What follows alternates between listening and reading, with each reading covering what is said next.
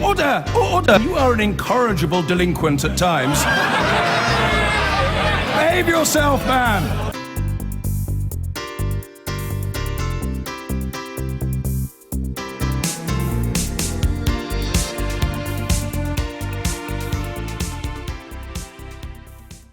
Right.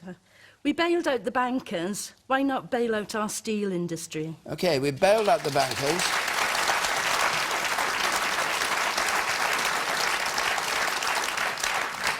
Leanne Wood, are you a bailer? I think that the steel industry is as important to Wales as the banking industry was to the whole of the UK. And I think that both governments on both ends of the M4 should be doing everything possible to look at finding a solution to protect the jobs and the industry. It's hugely important to Wales. 18,000 jobs are in steel in this country. It's £3.2 billion of value to our economy, and those jobs, once they're lost in manufacturing industry, from the area of Wales that I come from, we lost the mining industry and are still paying the price for that today.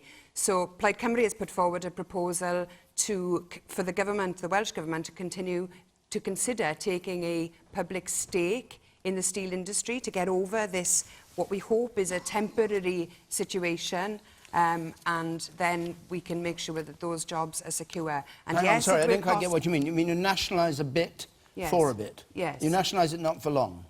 Well, however long it would need. I mean, and what do you do with the steel that's produced? Who do you sell that to, with the Chinese steel being so cheap? Well, there are infrastructure projects that are in the pipeline for Wales. We've got an extension of the M4 that is planned, the Tidal Lagoon. There are rail projects in the pipeline. All of these will require steel. It is inconceivable that the industry could be put at risk, and then we would have to buy steel from elsewhere when we've got it produced here with those jobs that are reliant upon it. Stephen Crabb. So what's happening in the steel industry right now in Wales is hugely concerning for the workers, their families. It's a time of massive stress and uncertainty, and it's also that is true for every country on earth where steel is being produced right now. There is a global storm that's turned global steel markets upside down. And Leanne is quite right on this point. For Wales, the nation of Wales, steel is not just iconically important, but is economically important right now, particularly here in South Wales. Now, the idea of nationalisation sounds on the surface appealing if we really believed that government had the answer, if there was a civil servant or a politician sitting somewhere in a government room that had the answer to bring back profitability to the Welsh steel industry. But the truth is, there have been times in British history when the steel industry has been nationalised, and that hadn't stopped job cuts, massive job cuts in the past. But that's not what's happening, and Leanne, you know that. No, what is happening? Sorry, Leanne, Sally up there in the corner said, you bailed out the bankers. Why not bail out the steel industry? The bankers, in the end, you're gradually selling them back. If you bail out the steel industry for the short term, that's what you're on about. So the point is, talk about bailout. Persuade her, not her. Is taxpayers' money being used right now to support steel industry, steel jobs in South Wales and elsewhere in the United Kingdom? Absolutely it is. The UK government is spending tens of millions of pounds of taxpayers' money, your money, to help relieve energy costs, to help support the steel industry in different ways. But government isn't going to bring back profitability to the steel industry, and the people working in the industry, they know that. So what is it about? It's actually working with the industry to help create a level playing field, to protect against the dumping of cheap Chinese steel, but to help the steel industry modernise and return profitability. That's the only way you're going to get sustainable steel jobs remaining in Wales. You cannot say on the one hand that you want to protect Welsh steel from Chinese dumping, while at the same time there are people from your government trying to make sure that tariffs are not imposed on Chinese steel. The United States imposes a 265% import tariff on Chinese steel to the United States, and your government officials are lobbying the European Commission to reduce the tariffs on Chinese steel. I've got to come back on that. Well, we'll be very brief. Sorry, Leanne. You'll come back briefly, because I want to go to Carmen Jones. Leanne, you got yourself a round of applause there by saying something that is completely untrue. UK government ministers have been there in Europe arguing for tariffs on imported Chinese rebar steel that will help Celsa Steel in Cardiff, tariffs on other steel products that are coming in. So you're completely wrong But at on the that. same All right. time, you're Carwyn lobbying Jones, for please. Carwyn Chinese Jones. economic status. Well, I mean, What can the Welsh Government do, the government that you lead? there are three issues that the steel industry faces. First of all, our plants are not antiquated. They've had investment. They're going through a difficult time at the moment. It's getting through this difficult time that's the important bit. There are three things. First of all, tariffs. Leanne is correct. The Tories have opposed the imposition of tariffs at European level. I mean, Nigel will tell you it's a problem with Brussels. The problem's in London, actually, not in Brussels. And it means that we have to make sure that we protect European steel. There are two other issues that affect Britain in particular. First of all, the strength of the pound. Because at the moment, exports are being hit because of it. And energy prices. The pound's falling sharply on the exchanges. What are you talking about? Talk to Tata, as I do, What Nigel. are you talking about? Nigel, if you Dear. actually talked to people in the steel industry, you might learn something. Well, you look at the the- third look at point the is foreign this, exchange right? numbers. If you look at energy costs, they're far too high in the UK. There are other countries, Germany, Spain, they have far more renewables than we do, but their energy costs are lower. If you look at Spain, 37% lower, Germany, 20% lower. Now, it's right to say that the UK government has recognised that and has said, we'll do something about it, but nothing's happened yet. That's the problem. Right, what happens next? We've put forward a package. It's around about 50 million to help the steel industry. That's what we're looking at. But on its own, it's not going to be enough. We do need to make sure that we get support from the UK government as well. And we need to see progress on those infrastructure projects. It means HS2. It means, for example, electrification. We've got no date yet for electrification to Swansea. It means electrification of the lines further west and north as well. All these things can create a market for Welsh steel. So we And you need can to move those insist, projects the move government forward. can insist on using British steel for that. Through the procurement, Either Wales yep. or the North East. You can't be that blunt, but what you can do is to specify through the procurement process that you use steel of a specific quality, and that's the way in which other countries do it. There's no reason why we can't do the same So thing. you We've got write, to be smarter. you write the specification so that it can only be provided by Wales or the North East. There are ways of doing it. Other countries do it. It's about time we got smarter. You Turn to Leanne's point. Okay, hold on. No, you in the check shut there. As a steel worker who is facing redundancy, I'd like to ask Stephen, I felt completely betrayed this week when the government opposed the increase in tariff for cheap imported steel. I want to know when the government is going to stop talking the talk and walk the walk and support British industry and British jobs. All right, yes. The brief, if you will. Yeah.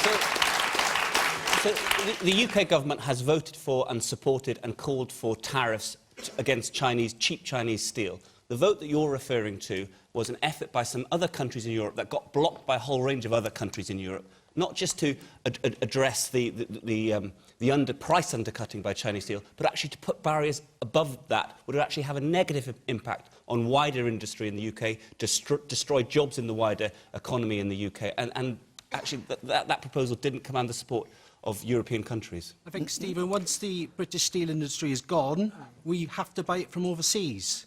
And what is going to happen to the price of steel then when the economy picks up? I mean, I think the thing is that, you know, I've read the same things as you have, and, you know, what Leanne said is, you know, I was disappointed as well because the government have been making noises about supporting British steel, and it feels like what they're saying is a lie, because what they're doing is in direct contradiction of that, because they blocked the tariffs. In fact, the European Commission wanted to make British steel more competitive, and it was blocked by us. And so you think, well, what's going on there? Well, I take your argument that you're saying that there are other industries that are dependent on that, but then you've just got to admit, don't say that you're going to support British steel when you're not going to. Then what you've got to do is accept that that's what you're doing. Stephen, I'll come back to you. Nigel Farage. Sally, you asked the question, why is the government not helping, not bailing out or supporting the steel industry? And the answer is because it can't, because it's impotent. It's given away the power. What has happened is, and I worked in this industry for 20 years again, before getting into politics. Yeah, that's the difference, Carwyn. I actually worked in the metals business for 20 years. I understand this subject. You even thought you thought the pound was going up when it's going through the floor. So Speak for to goodness Tata. sake, Speak give me to a break, Tata, please. Nigel. Don't give me that rubbish. The pound. Tata. Yeah, look. Will you listen to the facts, man? Have you spoken to Tata? Sterling is Have you falling spoken to on the Tata? exchanges. If you don't get it, goodness knows how Wales gets you as First It's dead Minister. easy. I Have you really spoken to do Tata? not know. Answer the question. Have you spoken to Tata? Now, Haven't got it. Now, Sally, you in the pink shirt and what we've there, heard, hang on, what we've Nigel, heard, facts. what we've Nigel, heard from this just- panel tonight, I'm sorry, second, dear. but it's pitiful. Because nobody on this platform, none of the politicians on this platform, have got the courage to tell you that because the Chinese have had a downturn in their economy and they are dumping hundreds of thousands of tons of steel at a loss, but just to get some foreign exchange in, that what we should be doing is saying, whoa, this isn't fair play. What we need to do is just to stop. Do what Leanne mentioned the Americans. America is a sovereign country. America, when it needs to, looks after American workers and American industries, and as members of the European Union, we are impotent and we can't do it, and we must vote to get out.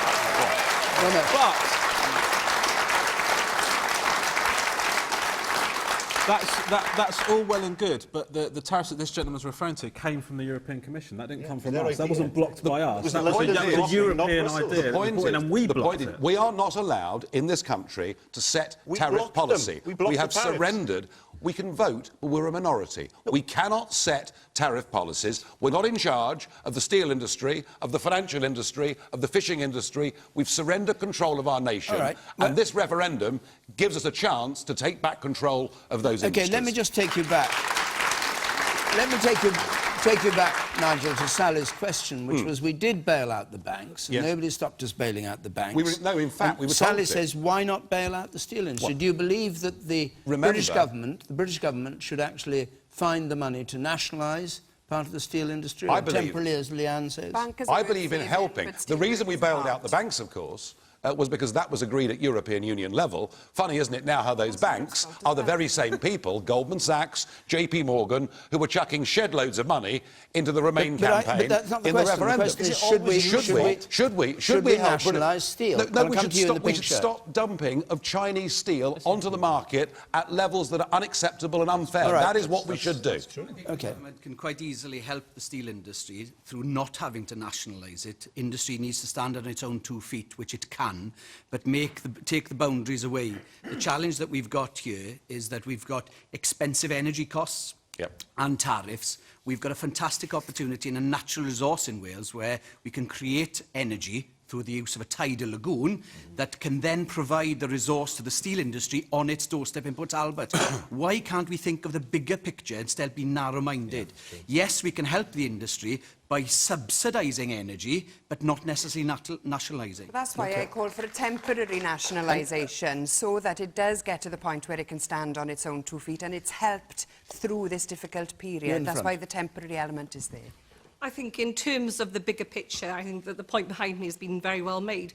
I would like to ask, in particular, UKIP. We've talked a lot about tariffs and we've talked about the position that this government has taken. But I actually think in terms of UKIP's voting record, I think they've got the worst ever voting record across Europe. And I know this is a fact, Nigel, because I've done my research, you actually voted to block lower energy prices. Now, quite frankly, all of this, as we all know, is very well related. And I think we have to look at the bigger picture in terms of renewable energies. What are we prepared to subsidise and what are we not prepared to subsidise? And quite frankly, at the moment, we are subsidising a one-horse race, and that's nuclear. We have to look at the bigger picture. OK. Well, I'm sorry, but I've never voted.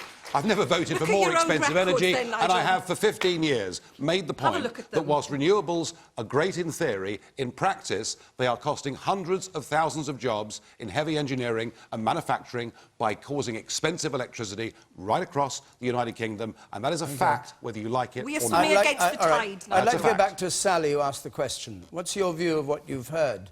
Well, I can't understand why they just can't increase the tariffs and lower the energy costs. Why can't we have lower energy costs? The other European countries seem to have got lower costs than us, so why not? OK, very briefly, why can't we do that? I mean, the UK companies but we can. pay 9p, I think, a kilowatt. but And we 5p can. is that right? Is the median in the rest of Europe? We can. Why is it always double? our We energy can, costs here? and we are. So we are paying money right now. Your money, taxpayers' money, is going to the steel companies to compensate them for those additional energy costs that we're talking Then about. why are the costs double what they are in the rest of Europe? Various reasons why. George we have- Osborne's carbon floor. why This we has been have- the worst chancellor for manufacturing in the history of these islands, and that's the truth. That is the truth. So part of the reason why we have higher energy bills is because we are asking energy bill payers, both business, industry, households, to subsidise renewables. And that is generally a good thing, so long as the renewable energy is productive and contributing to a healthy energy mix. Where it has a particular impact are those industries which use massive, massive quantities of energy, like the steel industry. Therefore, there's a case to help them, and we're paying millions of pounds at the moment to do that. Okay, I'm going to move. Too late, isn't it? Really? Right, I'm going to move on to another question. Thank you.